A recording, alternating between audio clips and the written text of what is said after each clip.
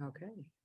All right. So we are going to go ahead tonight and talk about the third beatitude, which is blessed are the meek, for they shall inherit the earth. And we didn't have an opportunity to hear it last week, but I want to go ahead and give us the opportunity to hear this one, and then we'll get into the study for it. So let me just get ourselves hooked up. This is the Beatitude in Aramaic.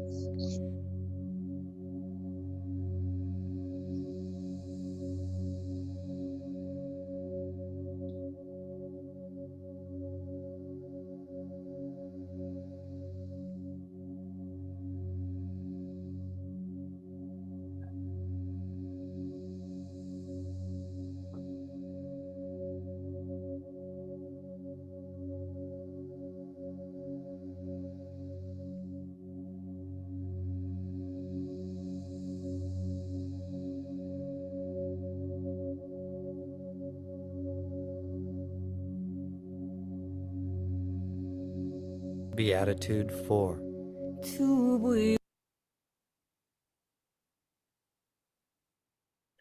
So that was just getting to hear a little bit of it.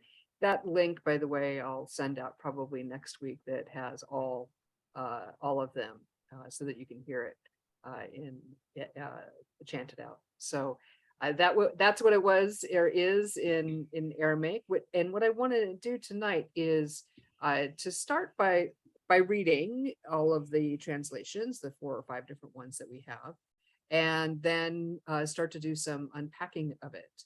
So let me just bring that up on the screen. Hold on a second. I am getting everything else off my screen, not this one. Hang on a second here.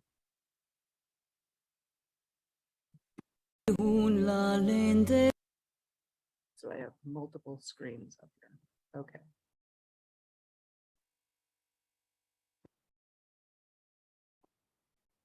So here is the third beatitude.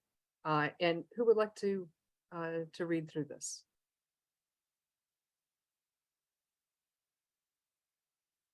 I'll do it, Pat. Okay, The yellow or the entire thing? the entire thing. These are different translations. This is Yeah, Neil Douglas Klotz's, what you just heard. I can't say the first sentence, but Yeah. The rest. blessed are the meek, for they will inherit the earth. Mhm. You're blessed when you connect with just who you are, no more, no less. That's the moment you find yourself. That's the moment you find yourselves proud owners of everything that can't be bought.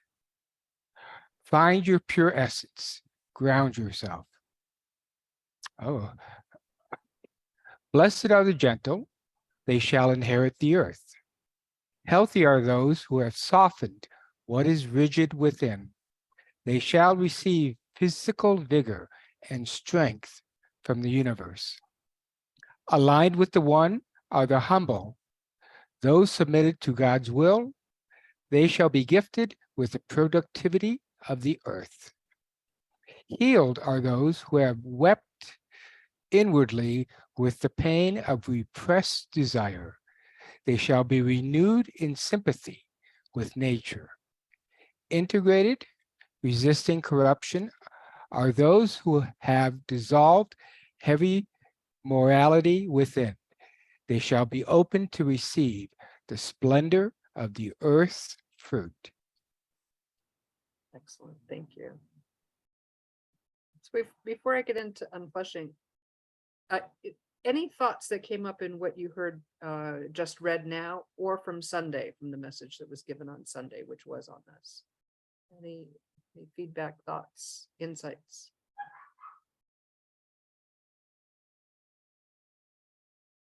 Yeah, Christy, go ahead.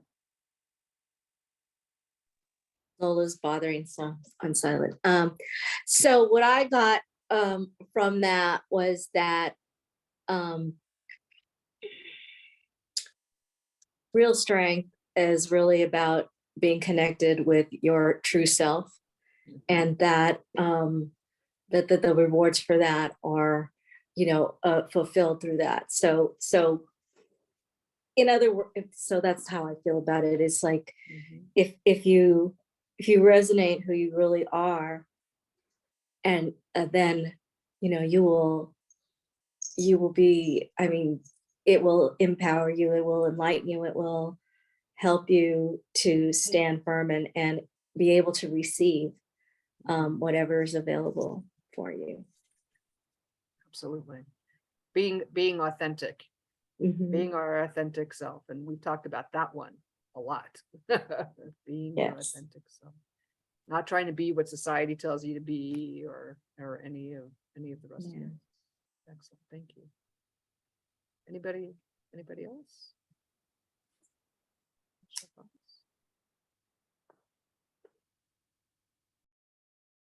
So, Tom, go ahead. Yeah, well, having studied it for the reflection, I think one of it's good that we have the new translations, because meek as a word it doesn't cut it anymore. It may have at one point, but that is not what that word really means anymore. It means more either gentle or humble, and even the term for inheritance, it's as Neil Douglas Klotz explains it, it's in the broad sense of receiving from the universal source of strength and reciprocity. So it means softening the rigid places, which comes up in a few of those, and that leaves us more open to the real source of power, which is God acting through all of nature and all earthiness. And having gone through all that, I myself, in reflecting, came up with a couple of more expressions. So in the right place are the humble, for they can appreciate the gifts that nature offers. Blessed are those who get out of their own way. They are open to receiving what the universe has to provide. Healthy are those who renounce golden power as they savor the natural blessings gifted by the benevolent ones. And then my preferred one, blessed are the gentle, for they shall harvest the earth's bounty. Yes. And I love that one too, by the way, that last one. Blessed are the gentle, they shall inherit the earth's bounty and all that comes with it.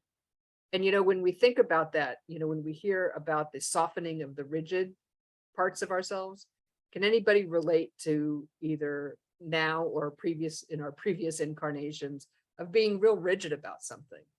And how did that work for you? John, go ahead. It didn't. It didn't. Just bluntly, it didn't. I mean, I came from a place of feeling insecure and wanting to control things. And I realized, took me a long time just to kind of go with the flow with things. And so that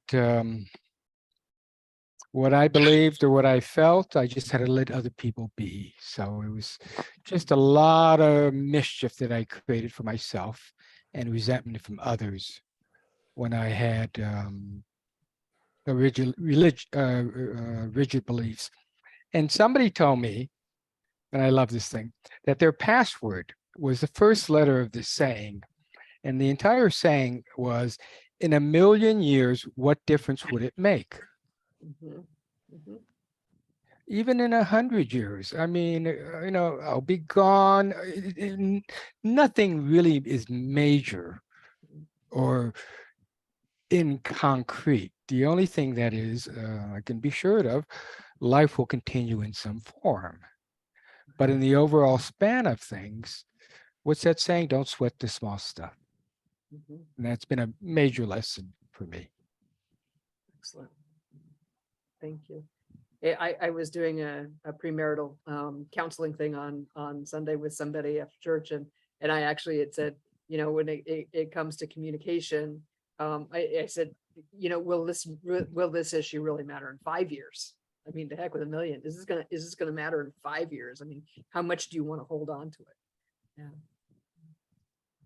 And thank you for I your, had an experience yes, Paul. some time ago, which I don't know if I've shared it with this group or not. I know I've shared it with the Lunch Bunch, but when I came to California, I was so rigid musically, and I thought that rock music was just shit, and I mean, I just couldn't tolerate it. And a friend of mine called me up, and after I moved to California, and said, "There's a concert at the Hollywood Bowl. Would you like to go with me?" And I said, "Who's playing?" And he said, "The LA Philharmonic Orchestra." And I said, "I'd love to go with you." So we went. And what he did not tell me was that the LA Philharmonic Orchestra was playing a concert together with the rock group Deep Purple. And and I got there, and it was quite the experience, because the whole concert was based on a fight between the rock group and the orchestra. And the rock group would play for a while, and then the orchestra would come in and drown them out. And then the rock group would come back in, or the orchestra would drown out the rock group. And at the end of it, the last half an hour, I guess, they played together. Wow. And what really broke down my barrier was I found out that the organist for the rock group had written all of the scores for the Philharmonic Orchestra. And once I realized that, I thought, oh my God, I've been barking up the wrong tree all this time. Right. And so it completely tore down my barrier and allowed me, I got out of my own way, and it allowed me to experience the joy of the music of Deep Purple. And having that barrier torn away, he called me a month later and says, "There's a concert at the Hollywood Bowl. Do you want to go?" And I said, "Who's playing?" And he said, "Black Sabbath." And I said, "Let's do it." So I just thought that was an interesting example of getting out of your own way and not knowing. You don't know what you don't know. Right. Put it that way. Well, and Paul, as you were speaking, what came to me is you soften those rigid areas, and what you inherited, what you received, was a much bigger blessing than you ever would have even sought out. Right. Absolutely. Yes. And I think that's a beautiful example of the inheriting the earth, inheriting the earthly things. You're going to get. And I do think oftentimes that when we are gentle, when we're meek, when we're gentle, humble in the world, we do kind of get usually some type of an immediate, if you will, gratification. It might not be exactly in that moment, but shortly thereafter, there's usually some type of a positive reinforcement, shall I say, a goodie, something that you inherit. And it's interesting when we look at the digging in of, I mean, we see it a lot in, as queer folk of, some who I was gonna say who claim to be Christian, but to them they're Christian, or some Christians dig in their heels that, and are very rigid about their understanding of homosexuality or about anything.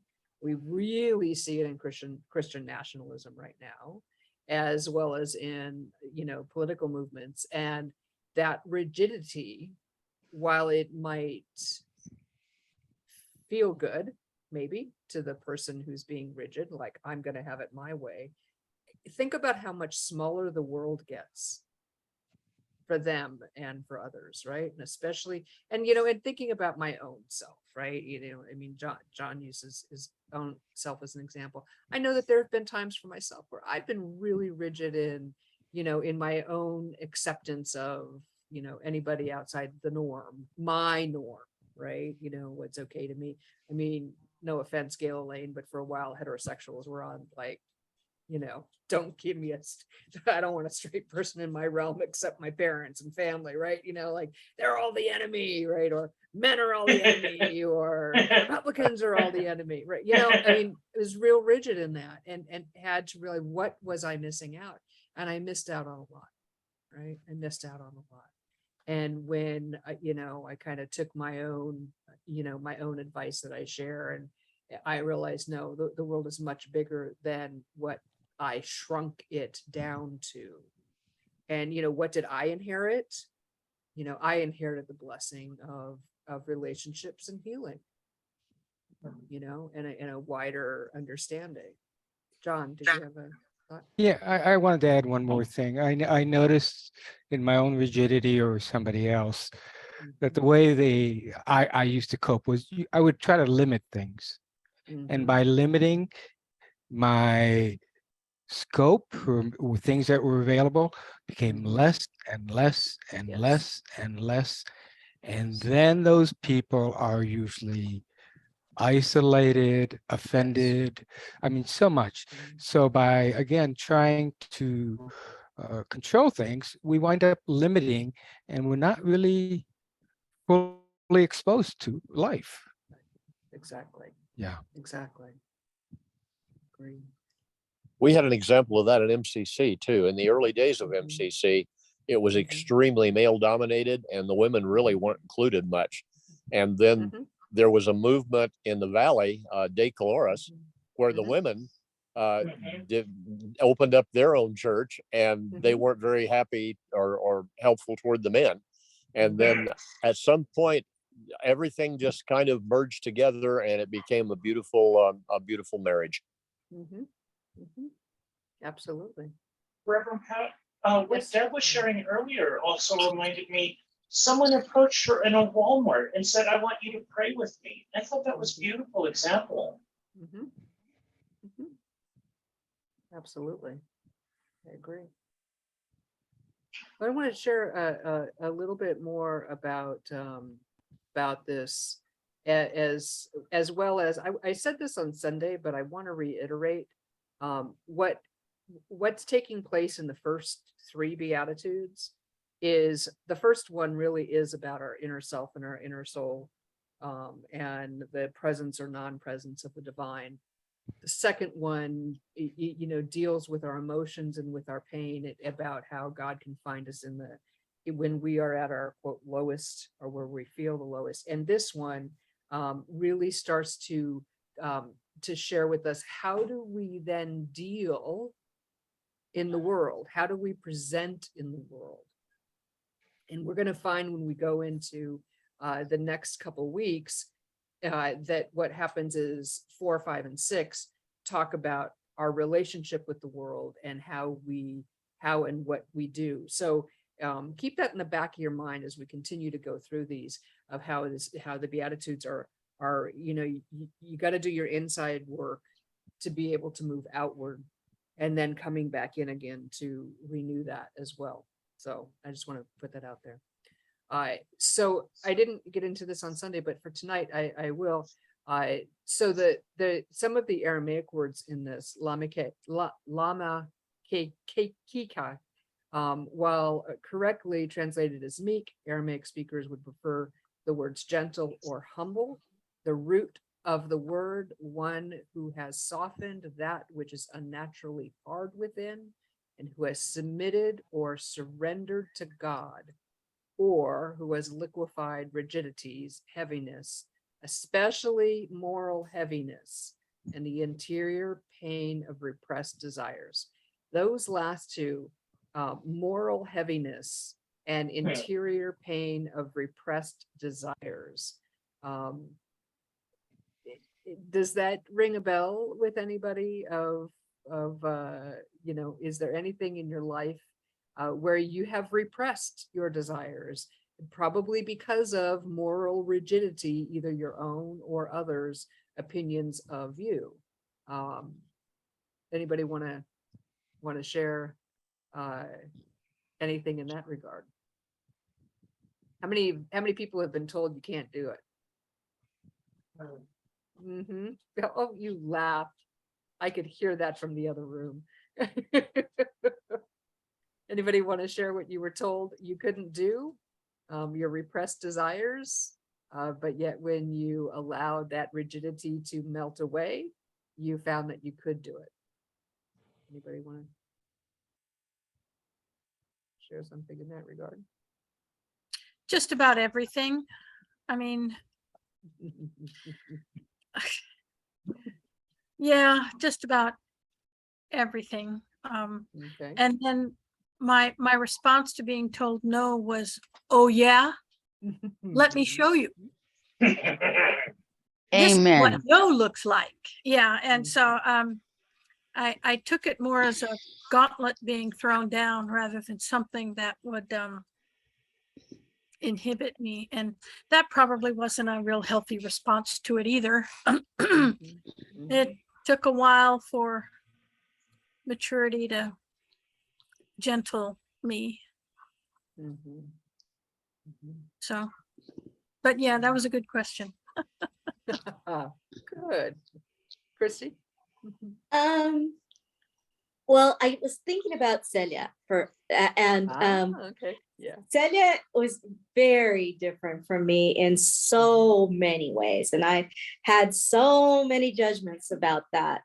And just, the way that she walked around in the world, I thought, okay, if I'm going to walk next to this person, I'm going to get some of the crap that she gets, right? And am I interested in that? And it was so cool because she looked really tough and, like she could take Macho. care of herself, right? But she was the gentlest soul if you allowed her. Now, if you forced her to protect herself, that was going to be something else. But I had to really get over my own internalized judgments about her in order to be with her. And that opened me up in a way that I'm very grateful for, because now I see people in a much different way. And it's not about my judgments around what they look like or who I think they might be. At least now, if I'm going to judge them, I'm going to let them reveal themselves first, and then let me decide whether or not that works for me. So I love that she left that for me. That's beautiful. That's beautiful. Yeah. Yeah, we can't always blame everybody else for the we oftentimes have those. That's beautiful. And what you also said is she was gentle, right? She was gentle. And yeah, and that's and that is, there's that and I think I said it on Sunday about being the gentle giant, right? And how much more, how bigger our lives become when we walk in the world gently. That doesn't mean, being a pushover. No, right. At all. Because and I think sometimes we're so programmed in this world for bullies. I mean, that was my word I used on Sunday. I mean, if you want something done, be a jerk, right? Well, okay, yeah, you might get your way in the short term, but are you really going to get the desired result? You certainly, you might get momentary respect because, because they're scared not to. But is it real respect, for instance? But somebody like Celia, who walked in the world as the gentle giant, earned the respect. And I would, venture to say, quite frankly, that she got a lot more done than if she had been what people perceived her to be. Right. Right. Yes. Yeah. What a gift. What a Mhm. gift. She, in a way, she embodied this. Yes. Beatitude. She embodied. Yes, Ed. I was thinking about one scripture that I struggled with in my youth in particular, which is I did not like that scripture that said, turn that other cheek. Because I thought, if someone is going to harm me, why should I turn around and let them harm me on the other side too? And then it wasn't until I came to MCC that I realized, in a way, this was a gentleness. It was kind of a gotcha, kind of calling people on their stuff in a way, saying, well, that's the hand that you give to God with. That's you're not, and that would force them to hit. I'm not explaining this very well, but you would have to do the wrong thing, and it's kind of calling the. It was an act, what seems like an act of meekness or weakness, actually was an act of strength. Mhm. What that was is to turn the other cheek. So when you think about it, somebody comes at you to slap you, right? And to turn the other cheek, a couple things were going on.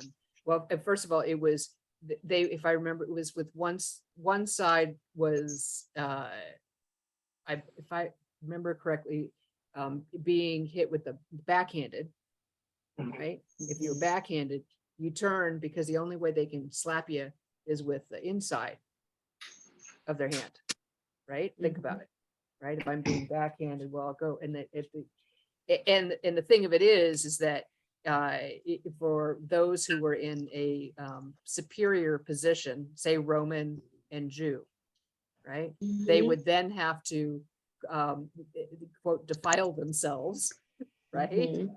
By slapping you with the inside of their hand because that had to be kept clean. It was an act of equality because you were saying, no, you're going to treat me as an equal. Right?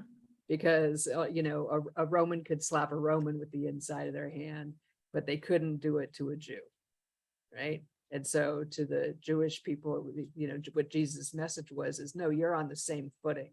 They're going to have to see you as an equal, one way or the other. And so it would be a jarring, if you will, act of rebellion, and just say, no, we're going to claim my space. I'm going to claim who I am. Yeah. The little secrets of these things. I always So- like the phrase, Yeah. kill them with kindness. Kill them with kindness. That's right. Well, the other one is smile, make them wonder what you're thinking and what you're up to. Just keep smiling, make them wonder what you're up to is exactly right. So if we go on a little bit more, then one of the other words in here is nertun is correctly translated as inherit, but Douglas Klotz notes, as Tom had read, in the broad sense of receiving from the universal source of strength and reciprocity. In this case, softening, again, coming back to softening the rigid places within, leaves us more open to the real source of power, God acting through all of nature and all earthiness. And how much do we lose out on by either ourselves or others in standing in, quite frankly, being stubborn and bullheaded? None of us, right? Oh, Christy, you're laughing. Who, me? I've been known to be stubborn a time or two. Time or two, right? Oh, Right, exactly. Yeah, welcome to the club. right. He goes on and also says, Arha does mean earth. The author teaches in sound meaning it evokes the sigh of the human species whenever it feels the support of the earth underneath and remembers to treat it as another living being rather than as an object to be exploited. Behind that, the old Hebrew roots carry the meaning of all nature, all natural gatherings of mass and form produced by the universal force are power with movement. From this root, we also get our word. Martyr. Mhm. Mm. And I believe these are Tom's. In the right place are the humble, for they can appreciate the gifts nature gives, offers. Blessed are those who get out of their own way.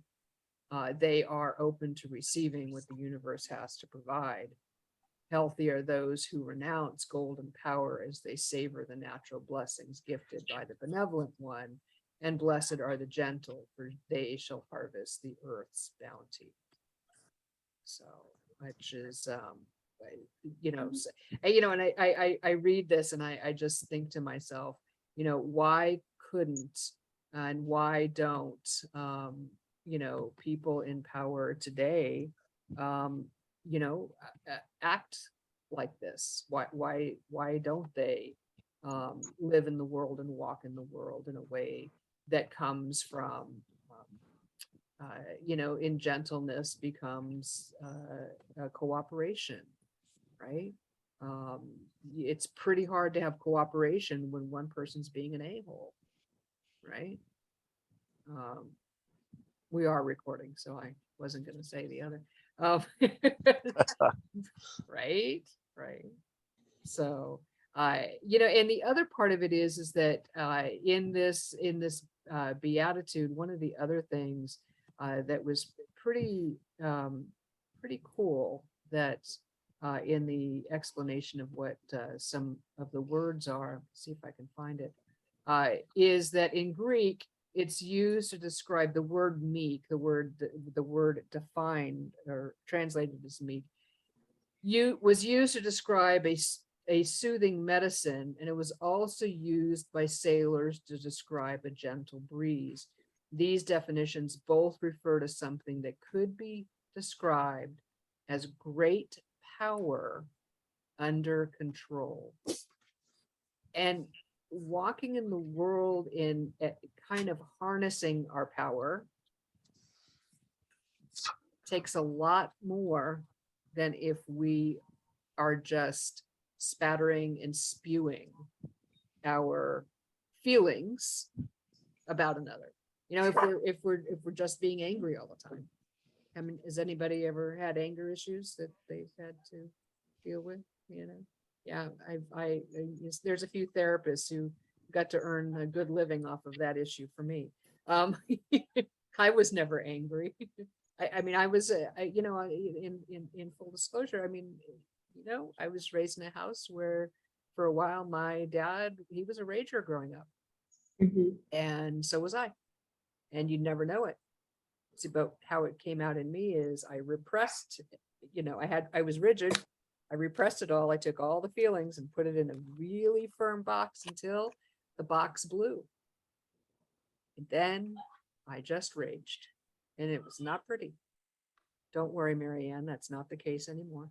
I mean, one of the things that I have learned to do is to soften those hard and harsh parts of myself, and allow the fluidity and allow the gentleness, so that even if there becomes an issue, it never has to rise to the level of anger. I mean, I don't get me wrong. I do get angry every now and again, and there's a few people I'm praying for, God, please take care of it, because I can't right now. I do have one or two of those folks in my life, but to not act towards them or other people from that anger, right? I mean, it's unfortunate that we have a system that perpetuates us versus them. Right? Pat, I'd like to add something. Yes. With computer algorithms, they want to engage us. And what they've discovered is you get someone pissed off, someone feeling righteous. We spend more time, spewing vile. Mhm. And, when you said, what was it, great power under control, Yes. that's basically power with heart. But it's so easy to intimidate someone, to put them down, to manipulate them. I've always wondered, in our society, we always want to crank it up. It's got to be bigger, more intense, harder, faster. But that's not us intrinsically. We are, when winter comes, we naturally go inside. When the sun goes down, we get quieter. I mean, we have different stages, but society pushes us in a direction that is so self-destructive, because we want to go out like a big firecracker till we're dead. Don't rest until you die. I mean, these kind of philosophies. And what happens is, because of that intensity, we miss the subtlety, which is so beautifully precious. We nurture and lift up the reptilian brain. Yes. Right? Yeah. Yes. You got it. That's it. I mean, that's the part of us that comes to interactions. And you're right, we stoke that, we poke it, instead of allowing our frontal lobe to come to the table, right? What if we could if we nurtured relating from the compassionate part of ourselves.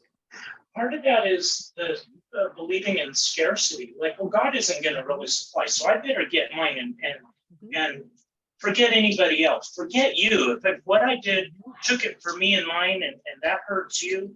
If I get billions of dollars in profits, but that soils the native people's land or whatever have you, or if I harm my coworkers, but I get ahead, somehow that's okay. And then that takes on a life of its own. And we forget that there is enough. We forget that. That's exactly right. There is more than enough. There's absolutely more than enough. You are correct. It becomes a God itself. Before we go to the next passage, Yes. I just want to make an observation. Since I too have had many, many years in therapy and put braces on somebody's kid's teeth, I'm sure. Oh, yeah. We've been talking about anger externalized, directed outward at others.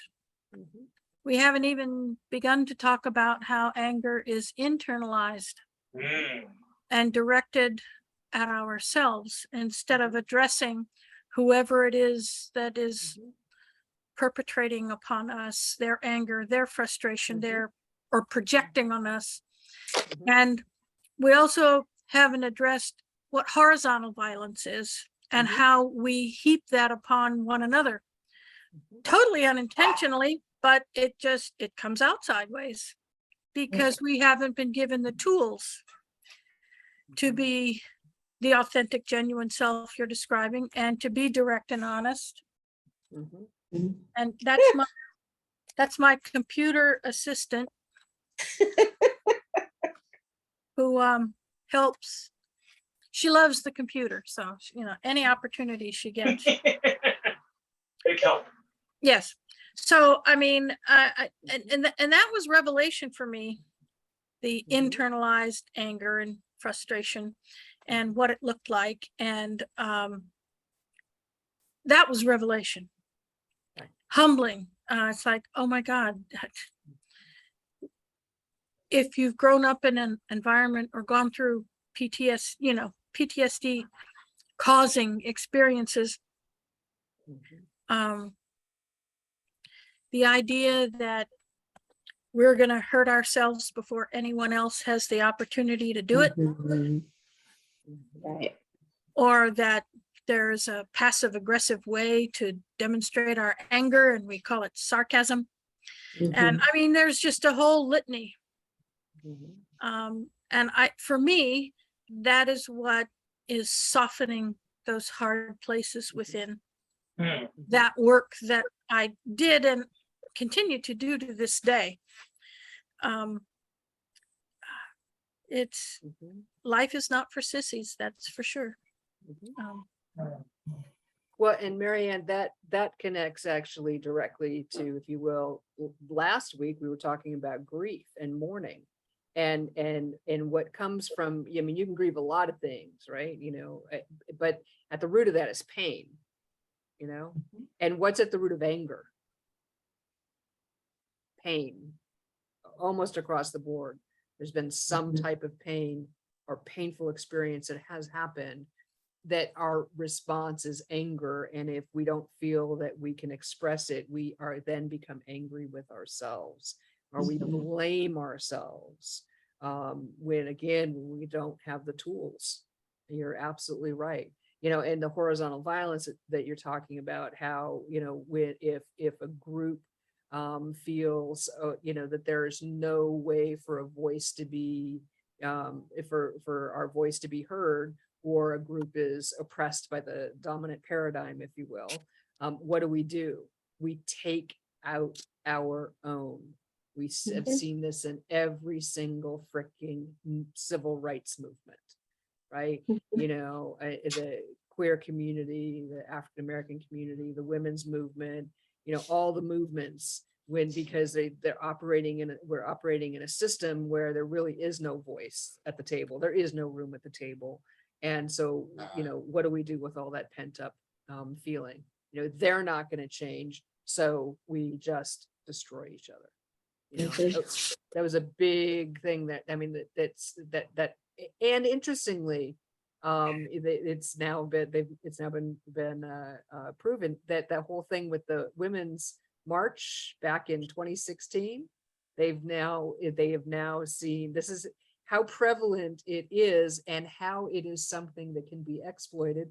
The Russian bots actually, got into the conversation after the women's march and acted as if they were some women involved with the march and attacked some of the other women, which then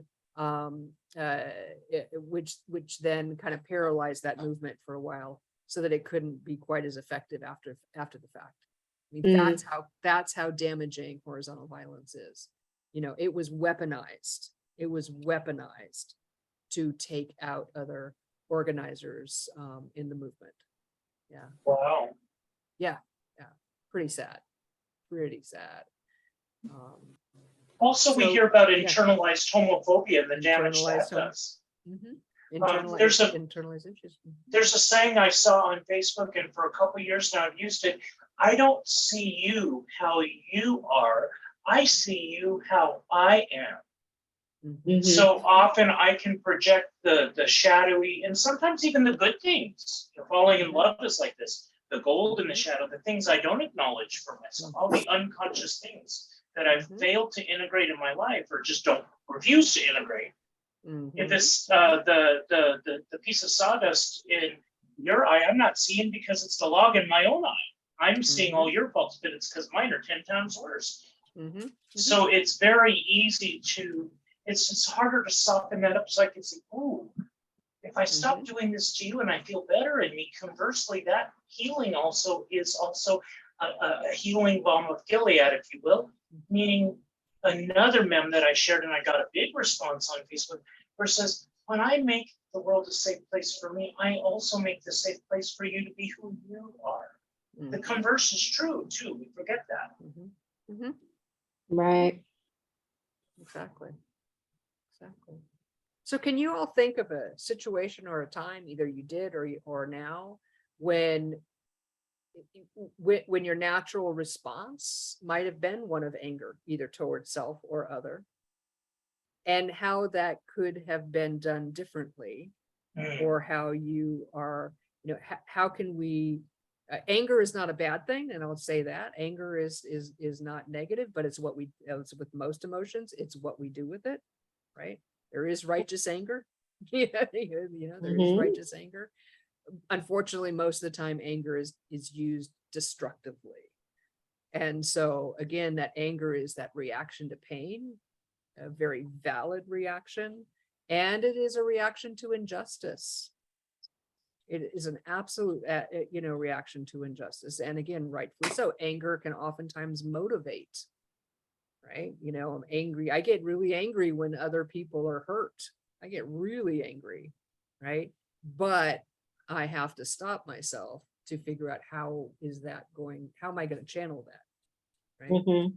Can you think of any times in your life where it might have come out sideways, or conversely, where you were able to, and how you were able to channel those emotions, those non-gentle emotions, if you will, in a constructive way, in a healing way?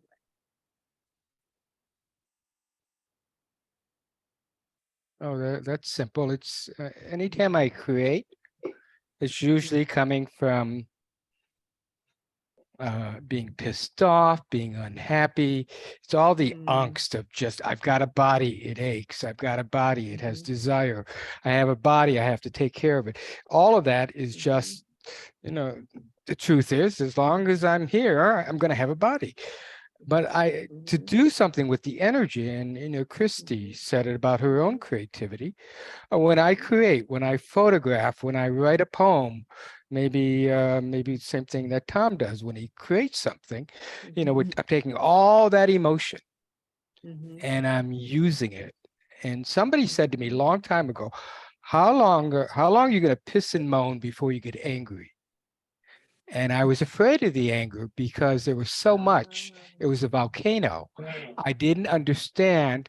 I got to take that edge off first and then let it be appropriate for the situation, not tied to that thread that activates all the anger of life, but an appropriate amount. And as I would do that and trust my intuition with it, it worked. But I had to bleed off a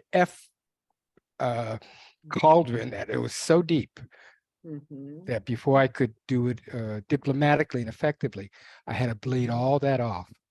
And I only did that with safety in front of others who were witnesses. Yeah. Excellent, thank you. Can anybody else think of something? Tom? Yeah, yeah, as John said, a lot of my songs were getting it out. And another thing, I'm very fortunate in that. Well, first of all, I was never good at fighting or anything like that, and whatever it was, but I learned how to channel the energy, like even if it's under the storm. Okay, let me go out and take a hike. I'm not into sports, so I don't know how to. But just things like that, or getting these little nerve things, or hitting pillows, and it's kind of interesting because I haven't needed to do that in years and years and years. But back, when yeah, it would take a lot to get me angry. But then, like, I was always afraid, like, oh boy, I better do something. And luckily for most of my life, I've figured out ways to channel that. Good. I have a, Yeah, I Mary have a Ann. response. This is a great discussion, by the way, and it reminds me of some advice that I had gotten from Nancy Wilson at one point. Being in the pastorate means you're the public face of not just whatever church you're pastoring, but also the fellowship. And the official spokesperson for radio and television and newspaper and magazine and just the officially out person. And so always in fights for social justice and fighting against proposition this or proposition that. And what she said was, you need to learn how to distill your thoughts into an elevator speech. 15 seconds, 30 seconds, because most people aren't going to be able to tolerate more than that. They're not going to take a lecture or a this or that or something else. And so that really was helpful. But at the same time, another one of my mentors, the Reverend Elder Jerry Ann Harvey, said, just answer this question. Is what you're saying and what you're doing going to glorify God? Is it going to make or inspire someone to say, wow, that was cool? Or, wow, I never thought of it that way. Or, wow, that's a grace-based way to approach this. And I basically spent the rest of my life working on those things. And sometimes I do it well and sometimes not so well. And it was just a way to focus. How does it glorify God? How does it repair a relationship between a person and their God? How does it lead someone to consider having a relationship with God? And so, I mean, all of that, it just kind of floats, like a filter to help. So I thought that was pretty cool.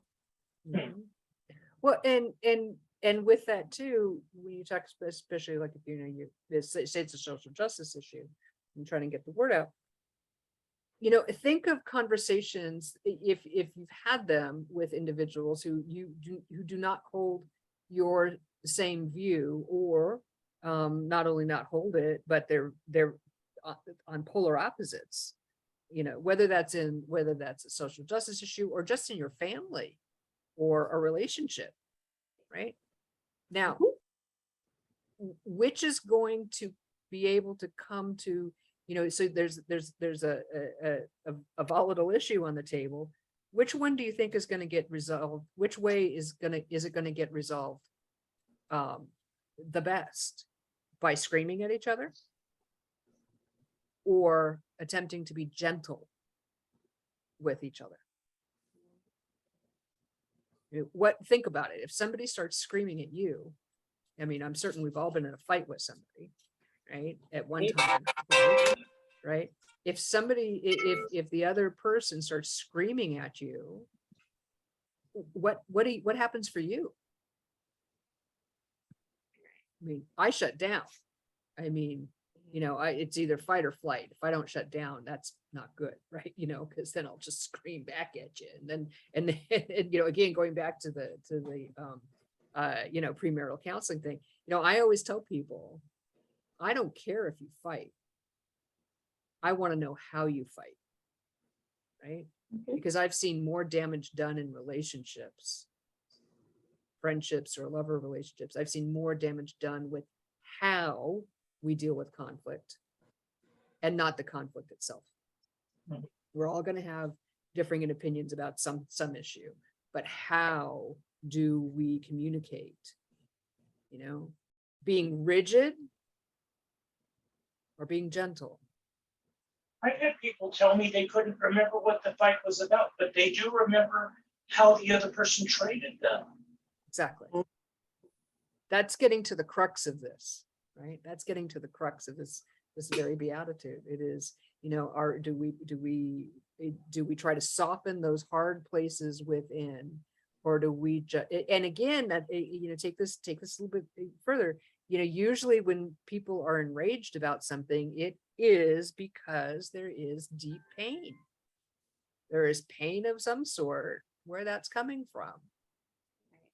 And if we really want authentic healing and community and connection, then we're going to have to hear each other.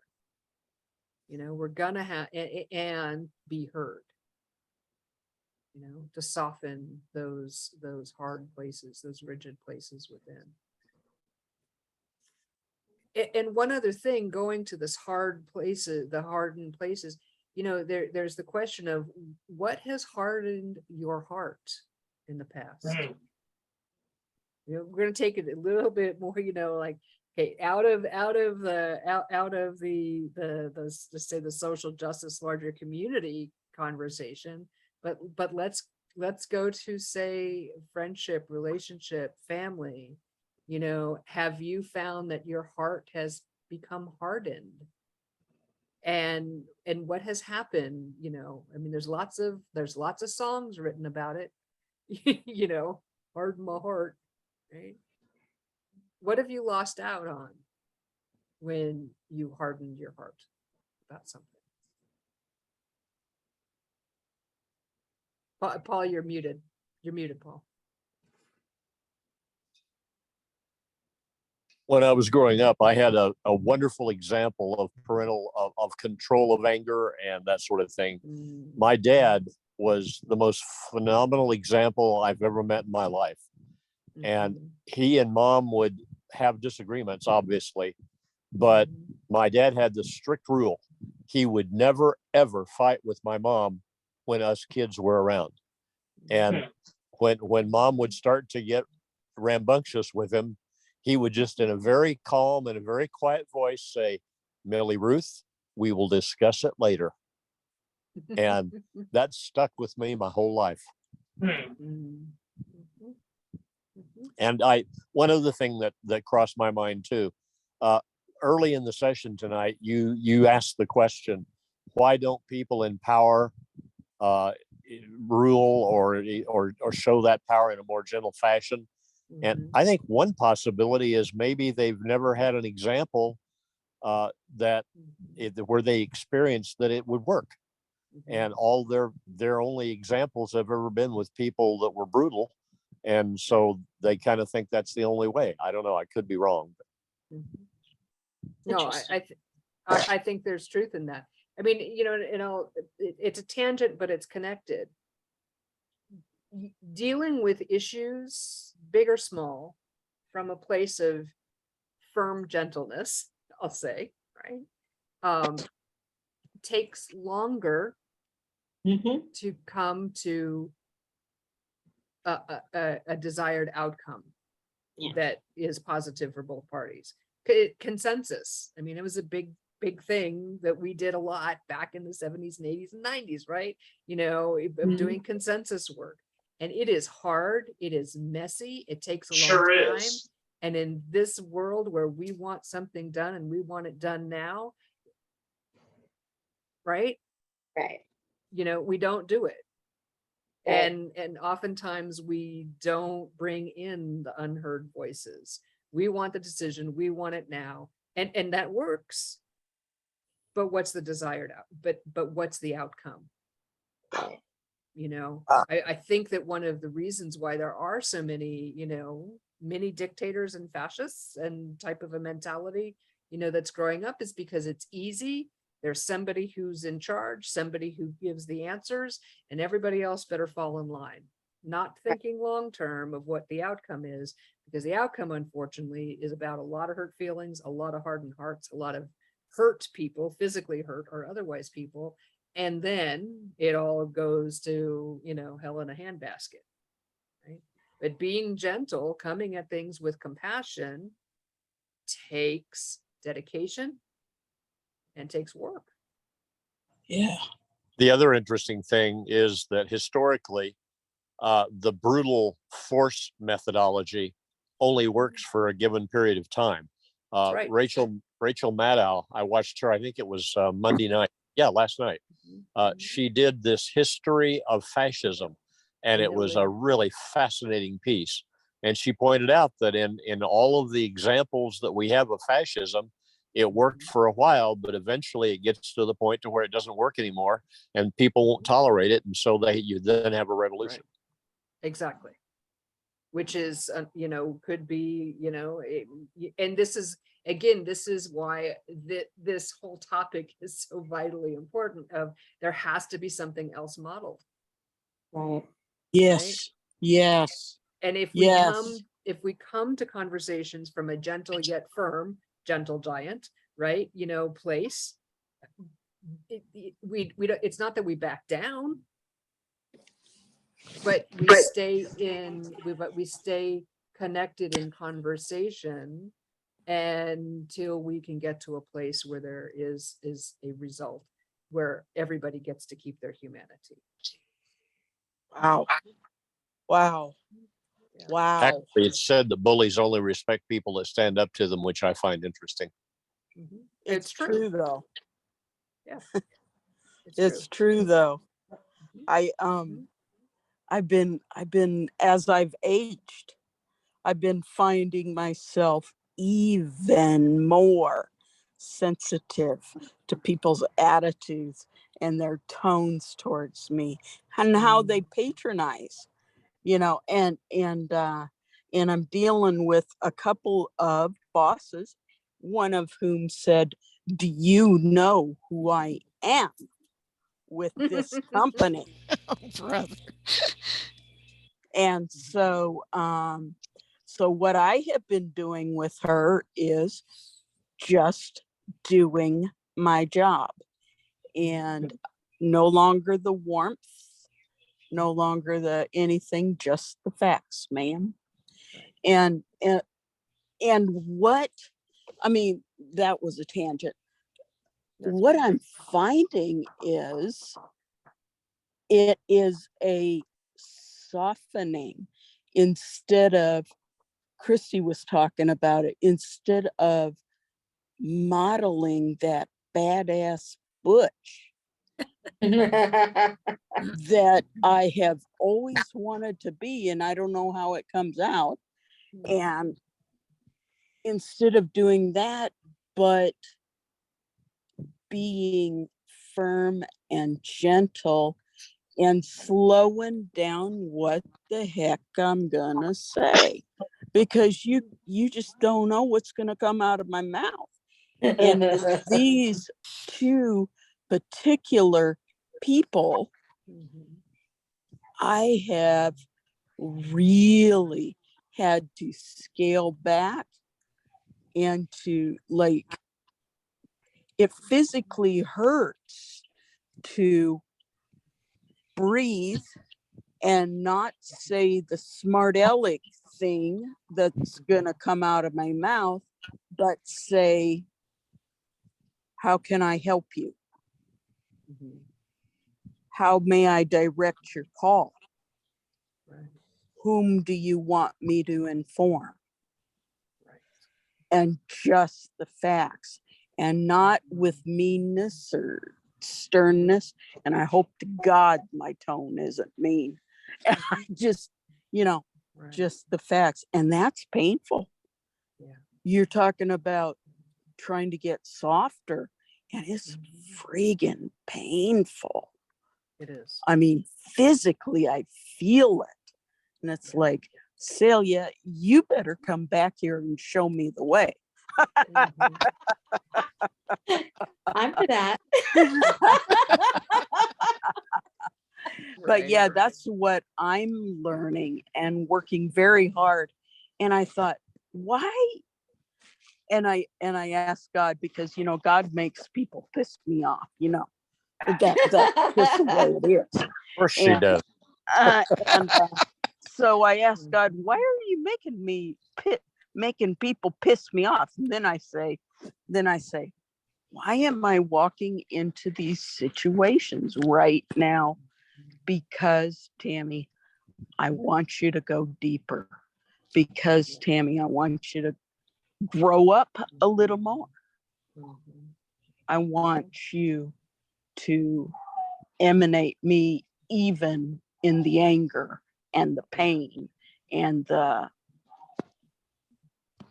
angst. And so that's what I'm learning. To give you an opportunity to improve yourself, basically. Yes.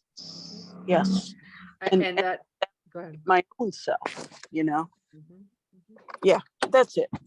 It's beautiful. I mean, I think that's a good way to start wrapping this up for tonight, because isn't that what this is about? Going deeper, right? And the word that I would add to it is the more gentle and firm, the deeper we go, and the more powerful we become. Because when we go deeper, we're tapping into the divine. Yes. Well, Pat, you said it earlier. When somebody comes at you really strong, it emanates a negative response. But how many people respond negatively to a gentle approach? I can't think of anybody. That's right.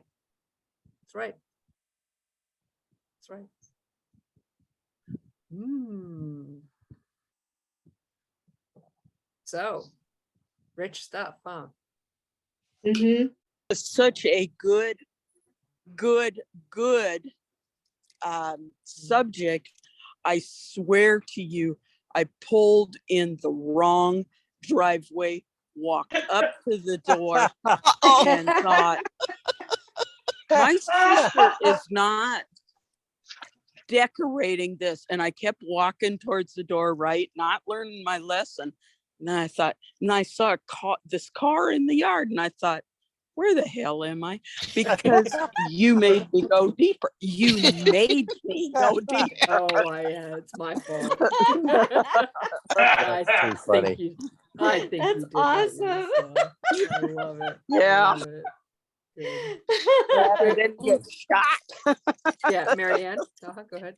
I was just going to say, Paul reminded me in his statement about he doesn't know anyone who really responds to gentleness. And it brings me back to getting in touch with the divine feminine and addressing toxic masculinity. The definition for misogyny is the fear of and the hatred of that which is female and that which is feminine. And it doesn't exist in a vacuum. It is so pervasive. Mhm. I mean, we talk about institutionalized racism or sexism or homophobia. It permeates throughout not just our society, but all societies. True. And it means that we have to be thoughtful, Mhm. prayerful in our approach, Mhm. and value that in ourselves as well as others. And that's hard. Mhm. But it is something that we are capable of. You know, that reminds me of a prayer request.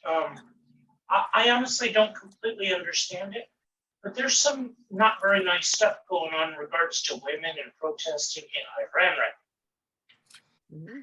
And I was on my way to see someone after church on Sunday, Thank and you. I drove through, and there was some Thank you. very angry people I hope I'm protesting on on mute. Sepulveda and Ventura Boulevard. So there's some stuff going on around that. So we want to make sure to keep them in prayer as well. Well, and yes, that anger is definitely coming out, and we see the same oppression of women happening here in America. Yes.